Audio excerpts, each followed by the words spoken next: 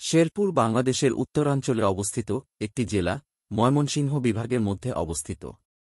এটি তার সমৃদ্ধ সাংস্কৃতিক ঐতিহ্য, প্রাণবন্ত সম্প্রদায় এবং লীলাভূমির জন্য পরিচিত। জেলার নাম শেরপুর, বাংলা শব্দ শের, যার অর্থ বাঘ, এবং পুর অর্থ শহর বা শহর থেকে উদ্ভূত, যা মহিমান্বিত প্রাণীর সাথে এই অঞ্চলের ঐতিহাসিক সংযোগকে প্রতিফলিত করে। জেলাটি প্রায় 1,363 বর্গ কিলোমিটার এলাকা জুড়ে এবং কয়েকটি উপজেলা বা উপজেলায় বিভক্ত। কৃষি শেরপুরের অর্থনীতির একটি উল্লেখযোগ্য অংশ। উর্বর জমি ধান, পাট, আখ এবং বিভিন্ন ফলের মতো ফসল চাষে সহায়তা করে।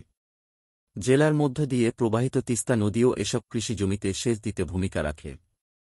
শেরপুর শুধু কৃষিকাজের জন্যই নয়, ঐতিহাসিক ও সাংস্কৃতিক নিদর্শনগুলির জন্য পরিচিত।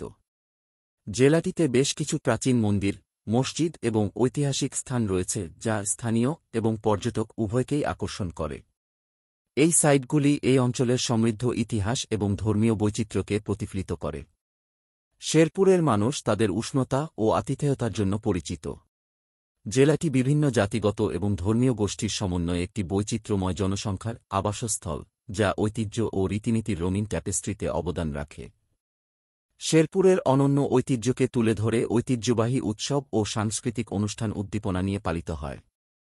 সাংস্কৃতিক ও ঐতিহাসিক তাৎপর্য থাকা সত্ত্বেও, শেরপুর বাংলাদেশের অনেক গ্রামীণ এলাকায় যেমন শিক্ষা, স্বাস্থ্যসেবা এবং অবকাঠামোগত উন্নয়নে প্রবেশাধিকারের মতো চ্যালেঞ্জের মুখোমুখি। এই সমস্যাগুলি মোকাবেলা করার এবং বাসিন্দাদের সামগ্রিক জীবনযাত্রার মান উন্নত করার প্রচেষ্টা করা হচ্ছে। উপসংহারে, শেরপুর এমন একটি জেলা যেটি কৃষি, সংস্কৃতি এবং ইতিহাসকে মিশ্রিত করে, যা দর্শকদের গ্রামীণ বাংলাদেশের প্রাণবন্ত জীবনের একটি আভাস দেয়।